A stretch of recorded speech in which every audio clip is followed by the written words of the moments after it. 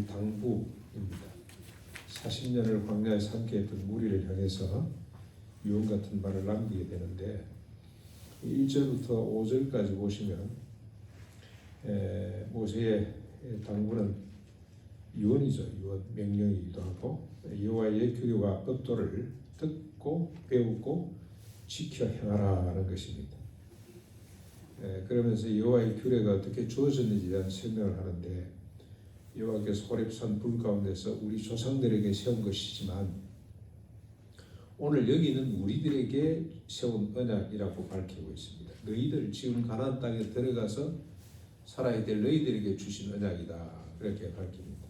그러면서 그때 너희들이 두려워서 떨고 있는데 내가 중간에 서서 여호와의 규례와 법도를 전하지 않았느냐고 밝히고 있습니다. 시간과 공간을 자세히 언급함으로 사실성이죠. 사실성. 이게 그냥 내가 하는 이야기가 아니고 하나님이 직접 너에게 주신 말씀이다고 하는 것을 밝히고 있습니다. 그러면서 첫 번째로 언급한 것이 십계명입니다. 호렙산 불 가운데서 받은 규례와 법도 첫 번째가 십계명이 되어 있습니다.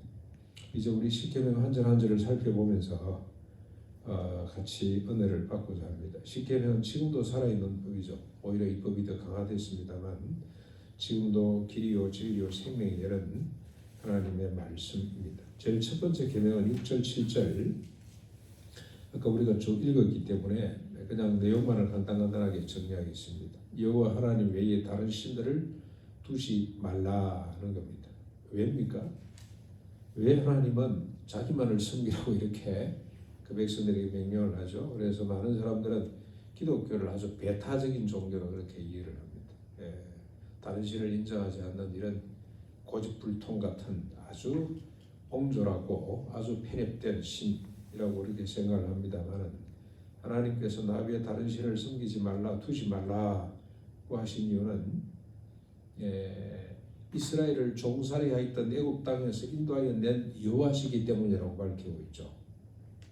이스라엘에게 애굽 땅이라는 것은 아주 의미가 있는 땅입니다. 죽음의 땅입니다. 자신의 의지대로 살 수가 없었던 땅입니다. 오직 바로의 명령에 의해서 살기도 하고 죽기도 했습니다. 400년이 넘도록 노예로 살았습니다. 노예. 그러면서 스스로 절대로 벗어날 수 없는 절망의 삶이고 죽음의 삶 그 자체였습니다. 살았으나 죽은 것과 같았습니다. 이 현대인들도 살았다고 생각을 하는데 실제로 보면은 산 게 아니죠.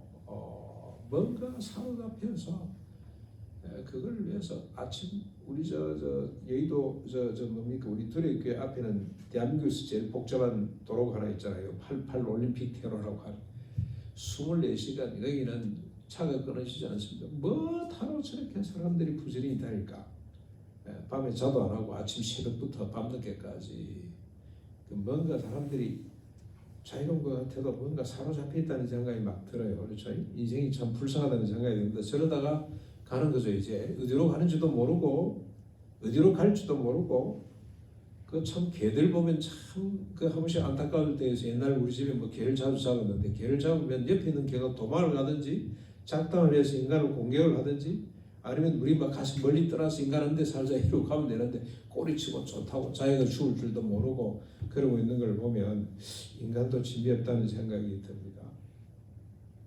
하나님이 이런 이스라엘에게 자유와 생명을 주셨습니다. 그래서 이스라엘은 하나님의 다른 신을 둘 수가 없습니다. 하나님으로 인해 존재하기 때문에 하나님 외에 다른 신들을 둔다는 것은 하나님을 망각하기 이전에 자기 자신을 망각하는 것이 됩니다. 생각해 보십시오. 자식이 자신을 낳아준 부모를 버리고 다른 부모를 따라간다면 그게 정상입니까? 자기 어머니 아버지를 제껴두고 다른 부모를 쫓아가고 있다면 그건 좀 비정상이죠. 그건 정상이 아니에요. 그 부모님 마음을 떠나서 그 자식 자체가 정상이 아니라고 할 수가 있습니다. 육신의 부모는 한계가 있기 때문에 우리가 연세가 되면 오늘 제가 전화 받은 것처럼 빨리 수정해주고 도와드려야 됩니다만 그러나 어린 나이에 자식들은 부모가 없이는 존재할 수가 없잖아요. 존재할 수가 없어요. 인간은 하나님 없이 살 수 없는 존재이기 때문에 나 위에 다른 신을 두지 말거라 하는 법을 하나님이 주셨습니다. 그러므로 이 법이야말로 인간을 사랑하시는 하나님의 위대한 선언입니다. 이 법으로 인해 인간은 신적인 두려움에서부터 완전히 자유롭게 될 수가 있습니다. 이 법이 없다면 사람이 신을 얼마나 둬야 행복해질 수 있을까요? 만족하고 안정감을 느낄 수가 있겠습니까? 신을 만들고 섬기느라고 한평생을 다 보내게 될 겁니다. 그런데 나비에 다른 신을 두지 말거라, 어떤 형태가 됐든지 신을 두지 말거라고 하신 이 말씀은 인간에게 자유를 선포하시는 하나님의 위대한 말씀 진리입니다. 두 번째 계명입니다. 8절로 10절. 위로 하늘에 아래로 땅에 땅 및 물속에 있는 어떤 행상이든지 우상을 만들지 말며 절하거나 섬기지 말라. 사람이 우상을 만드는 목적 동기를 밝히고 있습니다. 여기 보면은 자기를 위하여 8절, 너는 자기를 위하여라고 되어 있죠. 이 말이 한 번 나오는 것이 아니고 구약의 어법입니다. 구약 어법, 자기를 위하여, 나를 위하여. 여러분 출애굽기 20장 4절에도 밝혔고 레위기 26장 1절, 신명기 4장 16절, 9장 12절, 열왕기상 제가 대충 띱니다. 14장 9절, 그 다음에 이사야 31장 7절, 호세아 8장 4절, 13장 2절. 자기를 위하여, 자기를 위하여 이 말이 계속 반복됩니다. 자기를 위하여, 나를 위하여. 그래서 솔로몬이 그냥 하나님이 주신 지혜로 밝혔죠. 내가 왜 이렇게 헛되고 헛된 짓을 했냐, 왜 허무한 인생을 살았냐, 돌이켜보니 원인이 뭡니까? 내가 나를 위하여 살았기 때문에. 솔로몬의 가장 위대한 점이죠. 그걸 발견한 것. 그래서 자기 아버지가 발견한, 나는 죄인으로 태어났다. 그 죄인이 뭐냐? 내가 나를 위해서 살 수밖에 없는 것. 사람이 우상을 만드는 목적이 뭐냐? 이유가 뭐냐? 자기를 위해서입니다.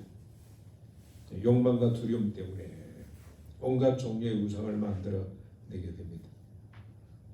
종교되는 목적에서 만들어진 것이라고 할 수가 있습니다. 종교, 우리가 흔히 접하는 종교들이죠.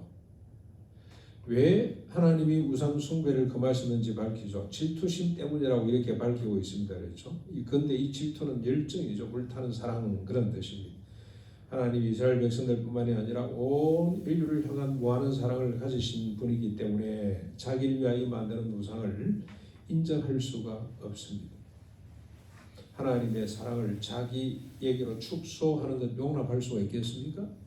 자기만을 위해서, 자기를 위해서 우상을 만들고 있는데, 하나님은 지금 인류 전체를 사랑하고 인류 전체가 복받기를 원하는데 자기를 위해서 우상을 만들어 놓고 그걸 섬기게 되면 하나님의 뜻이 축소되는 거죠. 축소. 자기에게로 빠져들게 됩니다. 그걸 하나님께서는 인정할 수가 없습니다. 그래서 하나님은 그 근거로 우상 제작 숭배하는 자들에게는 3, 4대까지 죄를 갚지만 계명을 지키는 자, 하나님을 사랑하는 거죠. 하나님을, 자기를 사랑하는 것이 아니고 이웃을 사랑하고 하나님을 사랑하는 자에게는 1000대까지 은혜를 베푸신다는 말씀을 하고 있습니다. 이 3, 4대, 1000대 이걸 한 가문 내 대로 이해할 수도 있겠습니다만 사회적으로 미치는 영향으로 보는 것이 또 옳습니다. 얼마 전에 저희 작은어머님이 돌아가셨는데 한 20년 전에 저희 작은어머님이 먼저 돌아가셨어요. 60간 넘기자마자 아들 근거에 장가 보내놓고 그냥 바로 돌아가셨는데 그분이 우리 집의 성자거든요. 성자. 그렇게 하나님의 뜻대로 살고 한 사람인데 어떻게 빨리 데리고 가셨냐.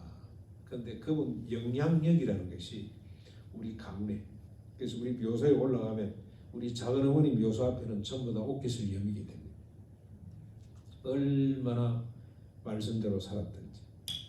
명절이 되면 보통 뭐 옛날 시댁 시자만 나와도 막 아르렉이 생긴다는데 우리 작은어머님은 한 3일 전에 내려옵니다. 내려오면 가방에서 제일 먼저 끄집어내는 것이 앞치마입니다. 앞치마 딱 챙겨 입고 부엌에 들어가서 형님 좀 쉬세요. 우리 어머니 밀어냈고 계속. 근데 참 지혜로운 것 같아요. 그렇게 열심히 일하다가 딱 점심 먹고 나면 형님 저 좀 쉴게요.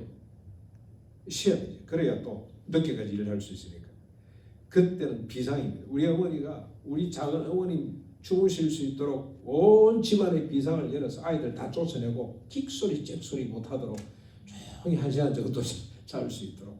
왜냐? 그렇게 해야 자기가 또 복을 받으니까. 자기가 빨리 돌아가셨어요. 그러나 그분의 영향력이라는 것이 여기 3, 4대를 또 1000대를 우리 가문의 것으로 이렇게 이해하지 말고 인류 전체가 받을 복, 사해가 받을 복으로 이렇게 이해하는 것이 옳습니다. 제3계명입니다. 11절이죠. 여호와 하나님 이름을 망령되이 일컬지 말라. 망령되이 일컫는다는 말은 여호와의 이름을 아무 의미 없이 함부로 부르는 것을 말합니다. 하나님의 존재를 가볍게 여기지 말라 그런 뜻이죠. 여러분, 하나님을 우리가 가볍게 여기면 말씀 자체를 너무 가볍게 여기겠죠. 거리가 서지를 않습니다. 아이고 뭐 하나님. 근데 최근에 우리 유대인들 종종 하나님을 비웃음의 대상으로 삼죠. 아이고 할렐루야 할렐루야 Jesus Christ Jesus 웃기는 소리에 비웃는 소리에 이 할렐루야가 지금 동원됐다는 것은 한국 교회가 얼마나 가짜나서 이러겠냐. 우리가 회개하고 우리 자신을 돌아봐야 될 일이라는 생각이 듭니다. 제4계명 12절부터 15절까지 안식일을 지켜 거룩하게 하라는 법입니다. 안식일은 여호와의 날로 자신이나 아들이나 딸이나 남종, 여종, 소, 나귀 모든 가축들까지 그리고 문안에 유하는 개까지도 아무 일도 하지 말도록 해야 됩니다. 안식을 취하도록 해야 됩니다.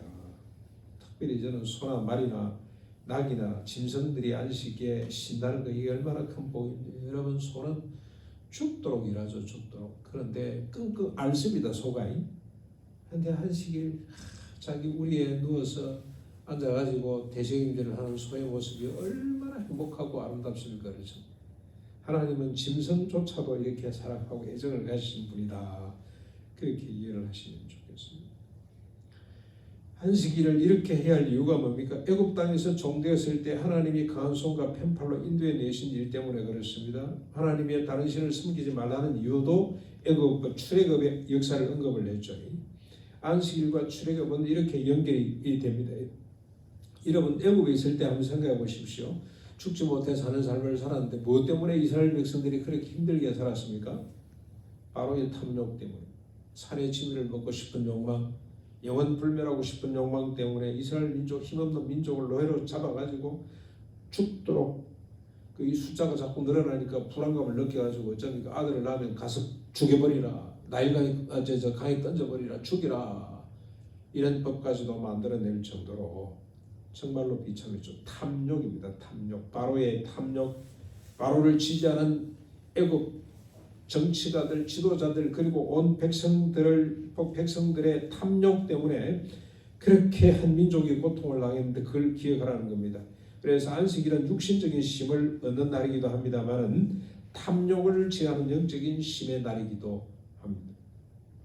무한 생산과 무한 소비를 이상으로 삼고 있는 오늘날 안식일의 영성이 절대적으로 필요한 이유입니다. 그런데 여러분, 오늘 제가 이번 말씀을 준비하면서 이걸 놓치고 있었구나 하는 부분이 하나 있어요. 안식일에 우리가 기억할 것이 하나 더 있습니다. 안식일이 아닌 여세 동안이죠. 여세 동안은 어떻게 해야 됩니까?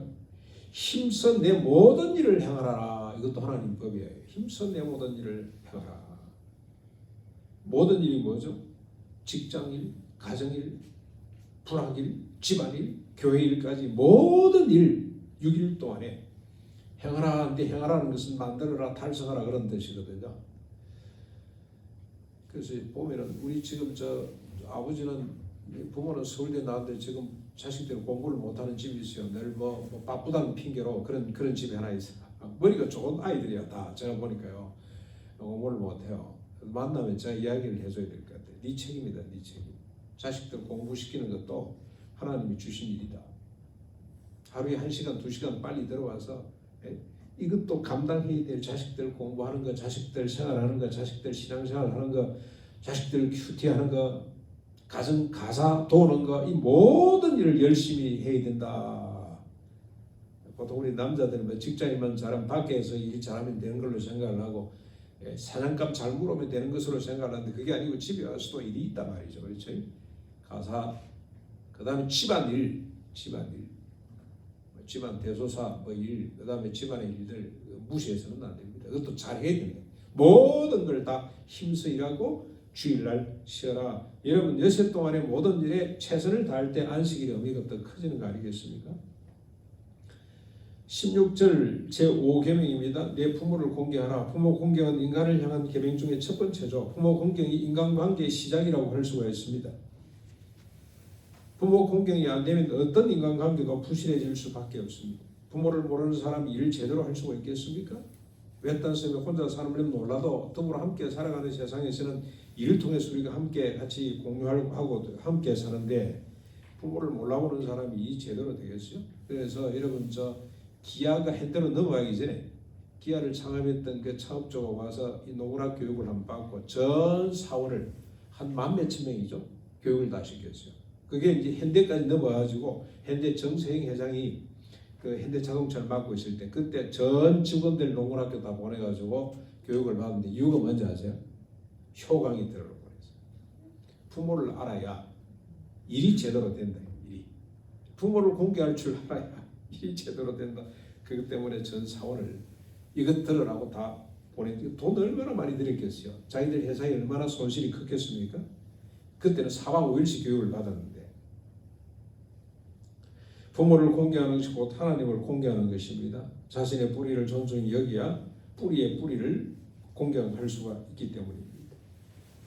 부모 공개에는 특별한 약속이 있죠. 하나님이 주신 땅에서 생명이 길고 복을 누리게 될 것이다. 부모를 공개하는 가정치고 화목하지 않은 가정이 없습니다. 가정이 화목하니 그 자체가 복이 아닐 수가 없습니다.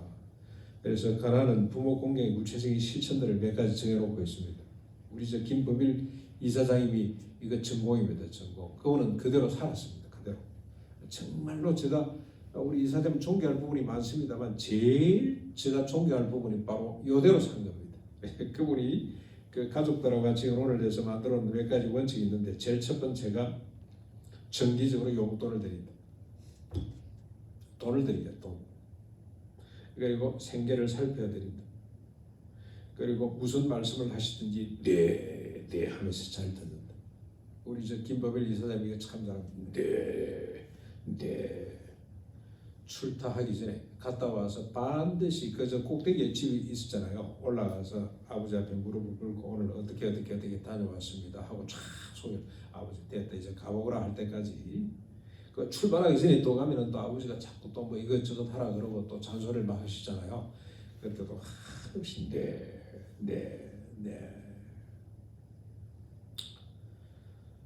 작은 것이지만 맛있는 걸 자주 사드리라.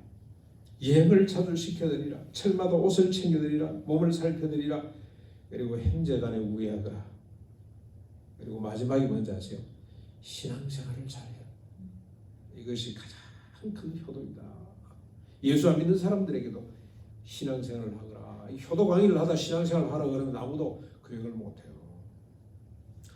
제6계명입니다. 17절 살인하지 말라. 살인금지법입니다. 성경 전체의 정신이 생명 존중 사상입니다. 살인은 반드시 죽음으로 갚아야 됩니다. 변사차가 발견되면 우리가 잘 아시는 것처럼 온 동네가 다 나서서 조사를 받아야 돼요. 살인은 상대를 부정하고 자기를 확대하는 극단의 행동이죠. 이거 하나님께서 부정했습니다. 제7계명 18절 간음하지 말지니라. 간음금지법입니다. 간음은 자기 배우자 외에 이성과 성적 관계를 갖는 것입니다. 이것 역시 자기 확장을 위해서 대상뿐만이 아니라 그 가정을 부정하고 파괴하는 행위입니다. 그러므로 간음은 개인의 부정으로 끝나지 않고 가정과 사회를 파괴하는 무서운 행위입니다. 로마가 패망한 원인 중에 하나가 5가지를 크게 드는데 그 중에 하나가 이 가정 파괴입니다. 가정 파괴, 성적 타락. 제8계명입니다. 19절 도둑질하지 말지니라. 절도금지법입니다. 속이는 것도 포함됩니다. 남의 재산에 시간이나 삶에 손해를 끼치는 것이 도둑질에 속하는 겁니다. 자기는 수고하지 않고 남의 수고한 것을 취하는 것이 도둑질이죠. 도둑질입니다. 그래서 여러분 에베소서 4장 28절에 도둑질하는 자는 다시 도둑질하지 말고 돌이켜 가난한 자에게 구제할 수 있도록 자기 손으로 수고하여 선한 일을 하도록 하거라. 그래서 남의 물질을 손해내는 것, 시간을 손해내는 것 다 도둑질이라고 할 수가 있습니다. 열심히 수고해서 선한 일을 힘써야 됩니다. 도둑질하지 말라만 우리가 생각하지 말고 더 적극적으로 선한 일을 위해서 남을 돕도록 하거라까지 확장돼 가야 되겠습니다. 제9계명 20절입니다. 내 이웃에 대하여 거짓 증거하지 말지니라. 위선금지법입니다. 법정에서나 일상에서 거짓말하는 것을 금하는 겁니다. 왜 사람들이 위정을 합니까? 자기 이익이나 아니면 보복이나 불이익이 두려워서 하게 되죠. 옳은 것은 옳은 것을 아니다 그러고 아닌 것을 옳다 그러고 이 두 가지가 애매하면 어떻게 됩니까? 모른다고 잡아떼는 것이 위정입니다. 여러분 오늘 우리 사회는 위정을 밥 먹듯이 하는 것 같습니다. 오히려 위정을 기술이나 지혜라고 생각할 정도입니다. 그래서 묵비권 행사하는 거 있죠. 묵비권 분리하면 말 안 해버리고 다 입 다물고 있는 거. 가장 심각한 위정의 현장은 나는 사법부 집단이라는 생각입니다. 우리 대한민국의 사법부. 죄가 없는 것도 죄로 만들고 죄가 있는 것도 죄를 없애고 검사가 미조라 그러면 미조가 되는 세상. 이게 오늘 우리 현실이에요. 현실. 특별히 정치권에 가면 거짓말을 밥 먹듯이 하잖아요. 그렇죠? 모르겠다 그러고 안 했다 그러고 이번에 우리 해병대 한 명 죽었죠. 사단장 들어가라 그랬는데 뭐 그런 적이 없다 그러고 딱 잡아떼버리고 뭐 때문에 그러죠? 진급해야 되니까. 왜 그 사람을 또 뺍니까? 이렇게 마음에 드니까 대통령 마음에 드니까 그 사람을 앞으로 살인관 시켜야 되겠다는 생각이 들어서 왜 자기가 옛날에 신세를 많이 졌거든. 이 다 위정입니다. 위정. 마지막 10계명 21절입니다. 탐식금지법입니다. 탐심 금지의 대상은 내 이웃의 아내, 집밭, 남종, 여종, 소, 나귀 그리고 이웃의 모든 소유입니다. 이 탐낸다는 말이 말이죠. 참 욕망한다라고 하는 말이기 전에 탐내서 뭘 빼앗는다, 탐심, 욕망한다 이런 뜻이기보다는 기뻐한다, 즐거워한다, 아름답게 본다, 소망하고 열망한다는 뜻에 더 가깝습니다. 대상을 부정하고 파괴하기보다는 동경하고 부러워하는 것이 이게 탐심이에요. 우리는 탐심을 계속 그냥 갈등해가지고 남을 짓밟고 그냥 남이 안 되는 걸 막 그냥 흔들고 남이 못 되는 걸 좋아하고 그렇게 생각하는데 아니에요. 부러워하는 거 이게 탐심이에요. 부러워하는 거. 그러므로 탐내지 말아라, 살인하지 말아라, 간음하지 말아라, 거짓 증거하지 말아라 하는 것은 같은 맥락이라고 할 수가 있습니다. 여러분 우리 십계명 잘 아시잖아요. 그렇죠? 다시 이렇게 언급을 안 해도 잘 아실 만큼 우리가 다 익숙합니다. 그런데 여러분 한번 생각해 보십시오. 하나님이 이런 법을 그의 언약의 백성에게 주신 이유가 뭐겠습니까? 사람들은 자꾸 하나님을 위해서 하나님 이런 법을 주셨다. 아니면 이스라엘 백성들을 위해서 이런 법을 주셨다고 생각을 하는데 아직까지도 이스라엘은 그렇게 생각하는 것 같아요. 자기 복 받으라고 하나님 주신 말씀이다라고 생각하는 것 같아요. 이대로 하면 우리가 복을 받는다고 생각하는 것 같은데 여러분 한번 자세히 보십시오. 1계명부터 3계명까지는 하나님과의 관계를 위한 법이죠. 5계명부터 10계명까지는 인간과 인간 간의 관계를 위해서 주신 법입니다. 하나님을 중심으로 이 땅의 모든 인간과 생명이 선한 관계를 맺도록 하기 위해서 주신 법이 이게 10계명이에요. 거기에는 소도 있고 나귀도 있고 다 있습니다. 그러므로 10계명은 이 지구상의 모든 생명체가 생육하고 번성해서 땅에 충만해지는 하나님의 뜻을 펼치기 위해서 자신이 선택한 민족 이스라엘에게 주신 하나님의 진리고 하나님의 지혜고 하나님의 은혜입니다. 지키는 사람만 잘 먹고 잘 살아가는 것이 아니고 이 법 자체를 한번 보십시오. 이게 전부 다 모두가 다 행복하게 잘 사는 비결이잖아요. 그래서 이 법을 잘 지키면 언약의 땅에 들어가서 오래 자자손손 되도록 복을 받고 잘 산다는 건데 우리 가문의 대를 이야기하기 전에 사회적 의미를 우리가 좀 살펴봤습니다. 그래서 4장 5절에 보면은 내가 나의 하나님 여호와께 명령하신 대로 규례와 법도를 너희에게 가르쳤나니 이는 너희가 들어가서 기업으로 차지할 그 땅에서 그대로 행하게 하리 함인즉 너희는 지켜 행하라. 이것이 여러 민족 앞에서 너희의 지혜요 너희의 지식이라. 그들이 모든 규례를 듣고 이르기를 이 큰 나라 사람은 과연 지혜와 지식이 있는 백성이라다 할 것이다. 열국이 이렇게 칭찬하게 될 것이다. 십계명을 잘 지키면. 5장 32절에도 그런즉 너희 하나님 여호와께서 너희에게 명령하신 대로 너희는 삼가 행하여 좌로나 우로나 치우치지 말고 너희 하나님 여호와께서 너희에게 명령하신 모든 도를 행하라. 그리하면 너희가 살 것이요 복이 너희에게 있을 것이며 너희가 차지한 땅에서 너희의 날이 길 것이다. 이게 이스라엘 민족만 누렸습니까? 아니죠. 열국이 복을 같이 누리게 될 것이라 그런 뜻입니다. 근데 여러분 어떻습니까? 이스라엘은 이 법을 잘 지켰습니까? 실패했죠. 실패. 못 지켰어요. 제일 1계명부터 무너지기 시작했습니다. 우상을 냈다 그냥 끌어들여가지고 섬겼습니다. 우상이란 우상은 다 끌어들였어요. 언제 가장 심했습니까? 솔로몬 때. 산골짜기마다, 숲이 우묵한 데마다, 높은 꼭대기마다 온갖 신들, 각국의 신들이 다 들어와서 장사를 치르고 있었습니다. 지킬 수가 없었어요. 우리는 어떻습니까? 우리 지킬 수 있겠습니까?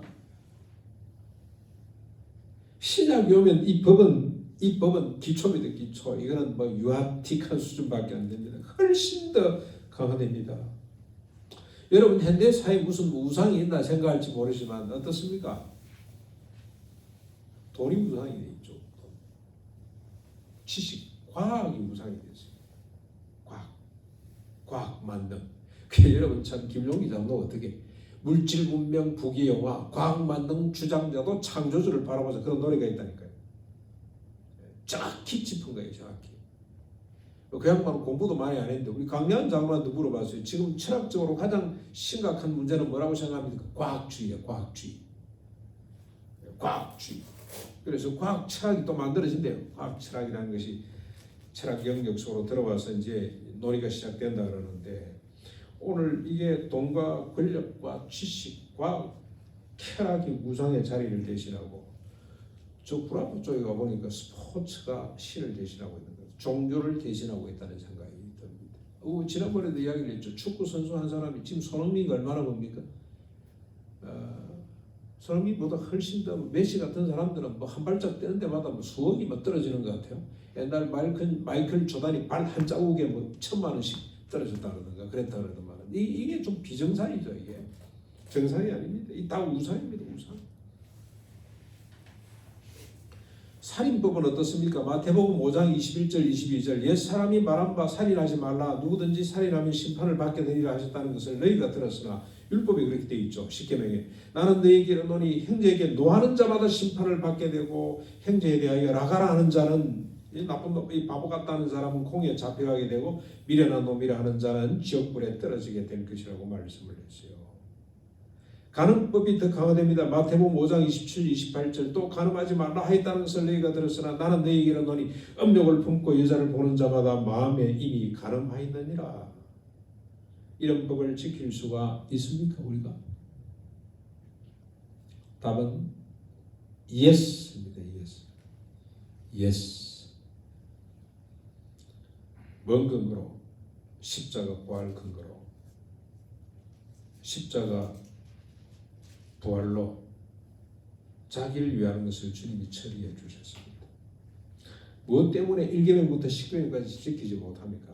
왜 범합니까? 자기를 위해서죠. 자기를 위해서 우상을 만들고 자기를 위해서 거짓증을 하고 자기를 위해서 살인하고 자기를 위해서 가늠하고 자기를 위해서 탐내고 거짓말하고 자기를 위해서죠.